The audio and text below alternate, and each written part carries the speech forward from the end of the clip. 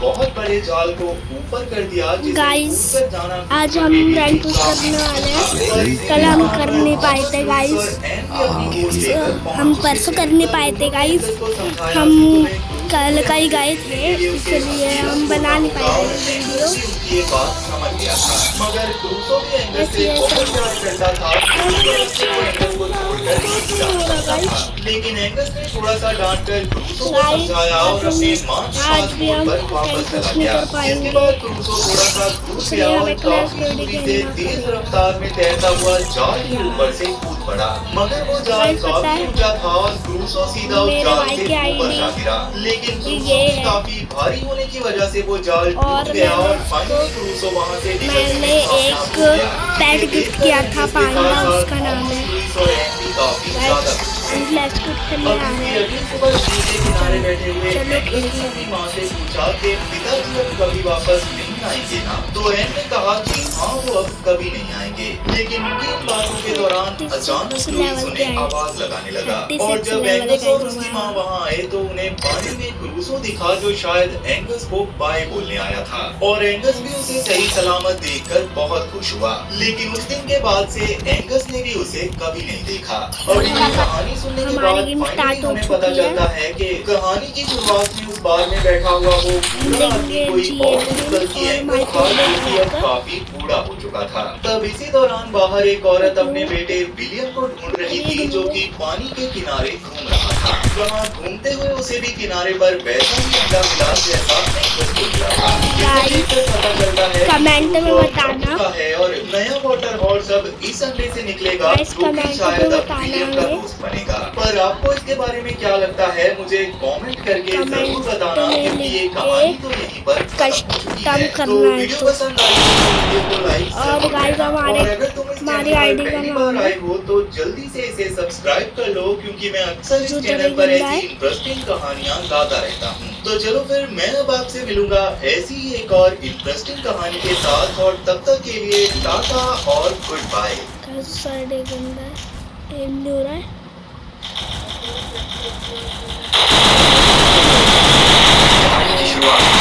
नाम के एक आदमी से जो पेशे से एक बर्ड वॉचर था। रोज की तरह वो दूरबीन लेकर बर्ड्स को निहार रहा था। तभी अचानक उसे किसी परिंदे की अजीबोगरीब आवाज सुनाई दी। वो चौंका और इधर उधर देखने लगा। जब उसकी नजर एक पेड़ के नीचे पड़ी तो वहाँ उसे एक अजीब सी मखलूक क्रीचर दिखाई दी। एक ऐसी बच्ची जो दिखने में तो इंसान जैसी, मगर उसके हाथों की जगह पंख थे। वॉरेन हैरान रह गया। उसने जिंदगी में कभी ऐसा मंजर नहीं देखा था। पेड़ पर कोई घोंसला था, न ही आसपास कोई परिंदा। उसे कुछ समझ नहीं आया। वो उस बच्ची को अपने घर ले आया। उसने अपनी वाइफ टीना को सब कुछ पेड़ के नीचे हम मारे गए यार। बहुत ही दुर्लभ प्रजाति की लगती है। ऐसी कोई बर्ड मैंने पहले कभी नहीं देखी। मुझे समझ नहीं आ रहा कि हम इसका क्या करें। टीना को लगता है हमें इसे पुलिस स्टेशन ले जाना चाहिए। वॉरेन ने गहरी सांस ली और बोला, पुलिस इसका क्या करेगी? ये कोई इंसान नहीं है, परिंदा है। हम यूं ही इसे पुलिस के हवाले नहीं कर सकते। हमें इसका ख्याल रखना होगा। शायद इसकी कोई फैमिली हो तो वो इसे लेने जरूर आएगी। टीना बच्ची को पानी पिलाने लगी। असल में टीना बहुत वक्त से माँ बनना चाहती थी, मगर कुछ वजहों से वो माँ नहीं बन पाई थी। इसलिए धीरे धीरे उसने उस बच्ची को अपनी बेटी समझना शुरू कर दिया। टीना ने वॉरेन से कहा, मुझे पूरा यकीन है इसके जैसी और कोई बर्ड नहीं होगी। अगर होती तो तुम्हारी बर्ड्स वाली किताब में जरूर कुछ लिखा होता, या फिर तुमने उसे कभी देखा होता। ये एक लौती ऐसी बच्ची है जिसके पास पंख है। अब मैं इसे अपने बच्चे की तरह पालना चाहती हूँ। हमें इसका कोई प्यारा सा नाम रखना चाहिए। और फिर उन्होंने उस बच्ची का नाम फ्लोरा रखा। अगले दिन टीना फ्लोरा के लिए कपड़े और पालना मंगवाती है। वो उसे ऐसे कपड़े पहनाती है कि उसके पंख किसी को न दिखाई दे। उसके बाद वे फ्लोरा को लेकर शहर घुमाने निकलते हैं। सिटी की औरतें फ्लोरा को देखकर बहुत खुश होती हैं। उससे खेलती हैं और पूछती हैं, ये तुम्हें कहाँ से मिली? इतनी छोटी और इतनी प्यारी बच्ची। वॉरेन और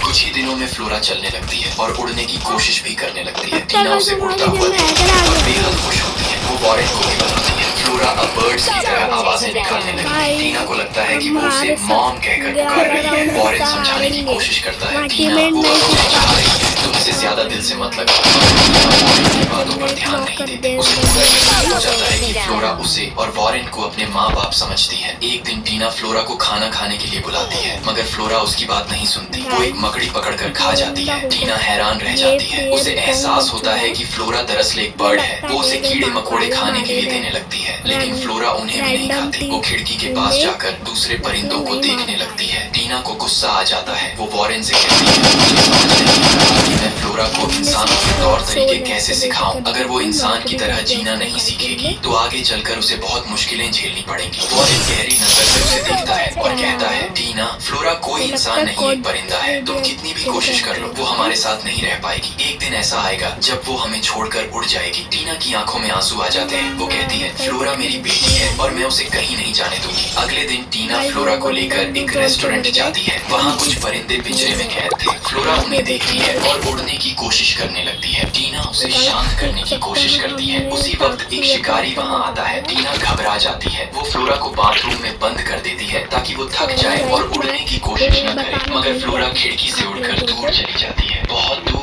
टीना उसे पुकारती है, फ्लोरा, फ्लोरा, मगर फ्लोरा नहीं रुकती। टीना टूट जाती है और मायूस होकर घर लौट आती है। वॉरेन टीना से कहता है, अभी कुछ वक्त पहले मैंने फ्लोरा जैसी एक लड़की को हवा में उड़ते हुए देखा। उसने भी नीला स्वेटर पहना था। टीना उसकी बात का जवाब नहीं देती। वॉरेन समझ जाता है वो फ्लोरा ही थी। फ्लोरा के जाने से टीना बेहद उदास हो जाती है, यहाँ तक कि फ्लोरा की याद में वो भी मकड़ी खाने लगती है। वॉरेन को ये देखकर बहुत अफसोस होता है। वो टीना को साथ लेकर फ्लोरा को ढूंढने निकल पड़ता है। दूसरी तरफ फ्लोरा दूसरे परिंदों के साथ उड़कर सिटी में पहुंच जाती, लेकिन बहुत देर तक उड़ने की वजह से उसका बैलेंस बिगड़ने लगता है और वो एक घर के अंदर गिर जाती। वो लॉली के फ्लोरा को देखकर लॉली चौंक जाती। लॉली अपने डैड से खुश नहीं थी। वो भी एक परिंदे की तरह उड़कर घर से बाहर जाना चाहती। फ्लोरा के पास पंख थे, बस दोस्ती वहीं से शुरू हो जाती। फ्लोरा को बोलना नहीं आता था, वो बस इप इप कर रही थी। लॉली उसे इप इप कर बुलाने लगी। डैड किसी काम से बाहर चले जाते। लेकर एक बड़े पेड़ के पास जाती। फ्लोरा उड़कर पेड़ की ऊपरी शाखा पर बैठ जाती। लॉली भी पेड़ पर चढ़ने की कोशिश करती है, मगर फ्लोरा जितनी ऊंचाई तक नहीं पहुंच पाती और पेड़ पर ही सो जाती। दूसरी तरफ वॉरेन और टीना भी सिटी पहुंचते। वो एक इंफॉर्मेशन सेंटर पर जाकर पूछते हैं जो परिंदे उड़ जाते हैं वो किस डायरेक्शन में जाते हैं। वहाँ का वर्कर उनकी बात समझ नहीं पाता। वॉरेन फ्लोरा का जिक्र नहीं करना चाहता, इसलिए टीना को लेकर वहाँ से चला जाता है। कुछ वक्त बाद रात हो जाती।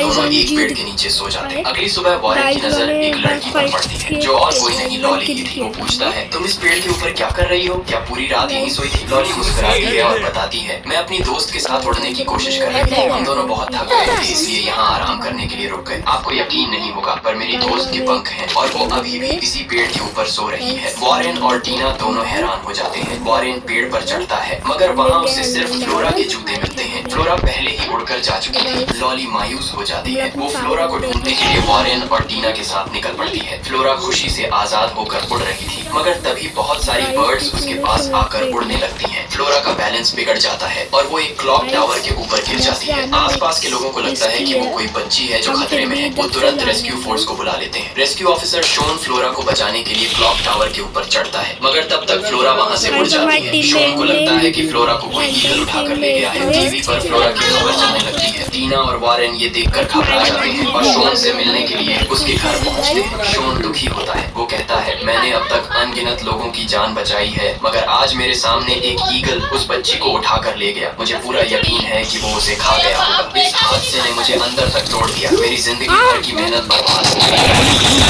मेरी बातों पर फ्लोरा को किसी ईगल ने नहीं खाया। वो अब भी जिंदा है। बस हमें इतना बता दो वो किस डायरेक्शन में गई थी। शोन कहता है, ईगल उसे साउथ की डायरेक्शन में ले गया था। अगर वो लड़की जिंदा है तो मैं भी उसे ढूंढने में तुम्हारी मदद करूंगा। अब शोन भी टीना, वॉरेन और लॉली के साथ निकल पड़ता है। पूरा कोई सुराग नहीं मिलता। थक हार कर चारों एक फील्ड में रुक जाते हैं और वहीं सो जाते हैं। लॉली जंगल में जाकर फ्लोरा को ढूंढने लगती है। फ्लोरा उसी फील्ड के पास वाले एक होटल में थी। वहाँ उसे कुछ परिंदे दिखाई देते हैं तो वो उनके साथ उड़ने लगती है। तभी एक शिकारी उन बर्ड्स पर गोली चला देता है। गोली की आवाज सुनकर लॉली पूरी तरह घबरा जाती है। उसे फ्लोरा का नीला स्वेटर कुएं के पास गिरा हुआ दिखाई देता है। लॉली अपने साथियों को कुएं के पास ले जाती है। सबको लगता है कि फ्लोरा शायद कुएं में गिर गई है। शोन जानता था कि वो सिर्फ फ्लोरा का स्वेटर है, लेकिन अपने दिल में वो खुद को फ्लोरा जीवन की मौत का जिम्मेदार मान रहा था। इस गम में वो चुपचाप एक कोने में जाकर बैठ जाता है। लॉली एक रस्सी बांधकर कुएं के अंदर उतरती है, मगर वहाँ उसे कोई नहीं मिलता। टीना बहुत ज्यादा परेशान हो जाती है। वॉरेन उसे तसल्ली देता है, तुम्हें इतनी फिक्र नहीं करनी चाहिए, फ्लोरा को उड़ने में तकलीफ हो रही होगी, इसलिए शायद उसने अपना स्वेटर उतार दिया और उड़ गई। टीना को अचानक याद आता है लॉली अब भी कुएं के अंदर है। वो जल्दी से उसे बाहर निकालती है। चारों एक कोने में जाकर रुकते हैं।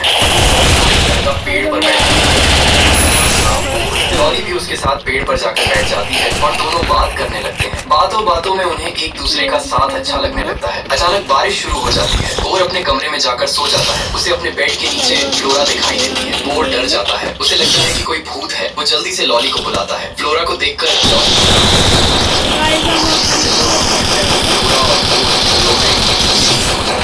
सुबह लॉली और बोल टीना और वॉरेन के पास जाकर उन्हें बताते हैं कि फ्लोरा मिल गई है। टीना और वॉरेन बहुत खुश होते हैं। वो सभी बोल के कमरे में पहुंचते हैं, मगर फ्लोरा वहां से फिर उड़ चुकी थी। टीना कहती है फ्लोरा ज्यादा मिल गई, हमें जल्दी से नीचे जाना चाहिए। लॉली कहती है मैं कहीं नहीं जाना चाहती, मैं थोड़ी देर बोर के साथ रहना चाहती हूँ, मुझे यकीन है बोर मुझे फ्लोरा की तरह छोड़कर नहीं जाएगा। टीना को ये सुनकर बहुत तकलीफ होती है, क्योंकि पिछले कुछ दिनों में वो भी लॉली को अपनी बेटी जैसा समझने लगी थी। टीना लॉली को आखिरी बार गले लगाती है और फिर वॉरेन और शोन के साथ आगे बढ़ जाती है। रास्ते में उन्हें लॉली के डैड मिलते हैं। वो लॉली के बारे में पूछते हैं। टीना कुछ नहीं बताना चाहती, इसलिए चुपचाप आगे बढ़ जाती है, मगर वॉरेन रुकता है। वो कहता है लॉली बहुत अच्छी लड़की है, उसे तुम्हारी परवाह चाहिए, वरना वो हमेशा अपने घर से दूर भागती रहेगी। इतना कहकर वो भी आगे बढ़ जाता है। कुछ दूर चलने के बाद शोन थककर एक फार्म के पास बैठ जाता है। टीना उसे ब्रेड देती है और कहती है कि हमें आगे बढ़ना चाहिए, मगर शोन की आंखों में आंसू आ जाते हैं। वो कहता है मैं हमेशा से एक अच्छा रेस्क्यू ऑफिसर रहा हूँ, लेकिन अब मुझे अपनी काबिलियत पर शक हो रहा है। मेरी वजह से फ्लोरा की जान चली गई, मैं उनको कभी माफ नहीं कर पाऊंगा। टीना उसकी बातों पर ध्यान नहीं देती, उसे फ्लोरा को ढूंढना है। वो शोन को वहीं छोड़कर आगे बढ़ जाती है। वॉरेन शोन को अकेला छोड़ना नहीं चाहता, वो टीना को भी रोक देता है और तीनों वापस फार्म पर लौट जाते हैं। उसी रात फ्लोरा फार्म के पास से वो अंधेरा बहुत था, इसलिए वो ज्यादा देख नहीं पाई और एक पेड़ में फंस गई। फ्लोरा की आवाज शोन को सुनाई देती है। वो बिना कुछ सोचे पेड़ पर चढ़ जाता है। वो फ्लोरा को बाहर निकालता है, मगर फ्लोरा का एक पंख टूट चुका था। शोन एक रस्सी की मदद से उसका पंख बांध देता है। फ्लोरा फिर से मुस्कुराती है, खुश होती है और उड़कर वहां से चली जाती है। इतना देखकर शोन के चेहरे पर सुकून छा जाता है। वो पंख पर चढ़कर सर्कस में जाता है। टीना उसे नीचे आने के लिए कहती है, मगर शोन उसकी बातों पर ध्यान नहीं देता। अचानक शोन का पैर फिसल जाता है और वो जमीन पर आकर गिरता है। किस्मती से उसे ज्यादा चोट नहीं लगती। वो कहता है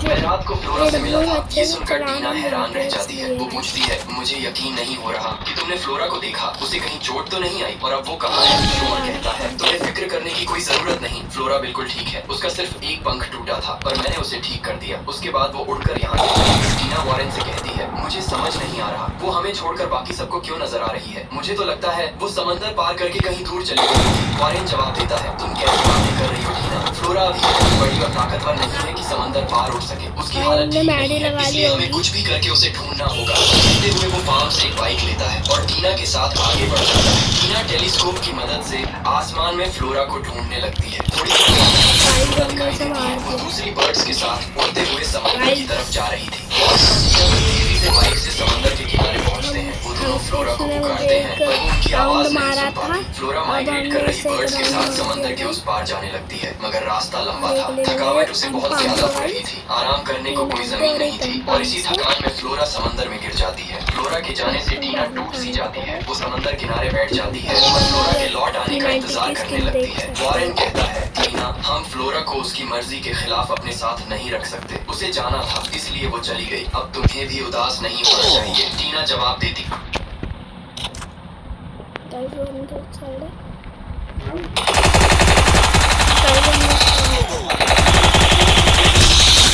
हमने से मार दिया। ऐसा कोई सुनेगा?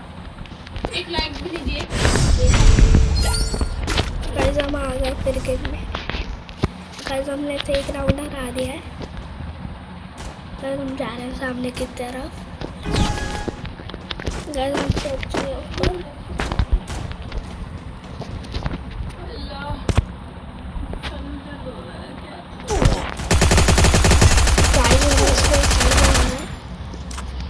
आईडी लगा लेते हैं गाइस।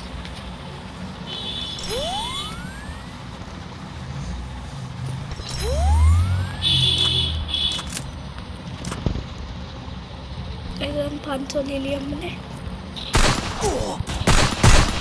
और हमने मार दिया इससे गाइस। हमने 137 का हेड मारा था।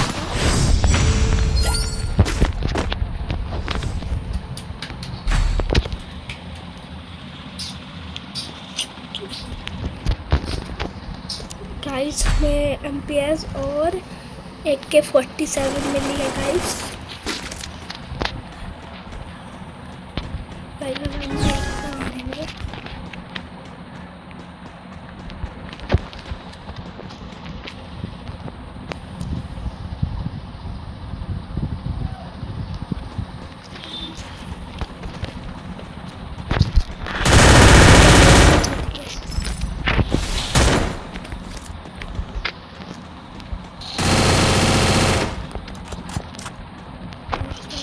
तो इसको खोला।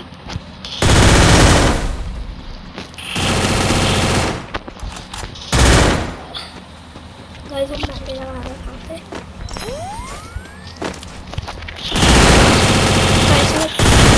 गाइस इसने हमें मार दिया। गाइस इसके बाद लगता है जोता क्रिकेटर है। गाइस अब AK-47 मारेंगे।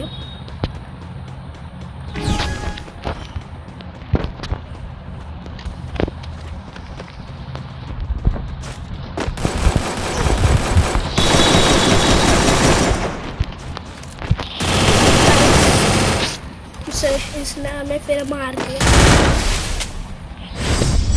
67 भी अच्छी थी गाइस यार। फिर भी मार दिया हमें यार। अब लेंगे हम SKS। ये ना रात तक चलना चाहिए। हम जा रहे खाने की तरफ। एक रात का गाइस इन्होंने हमें हैंड मारा है।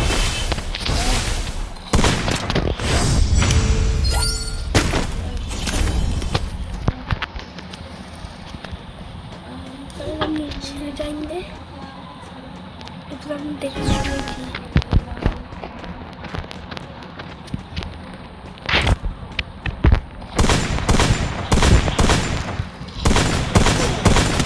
गाइस इन्होंने हमें फिर मार दिया। गाइस हम डिफीट हो चुके हैं। गाइस अगर वीडियो पे नए आए हो तो सब्सक्राइब कर देना, लाइक कर देना, कमेंट कर देना और शेयर भी कर देना। Guys bye bye.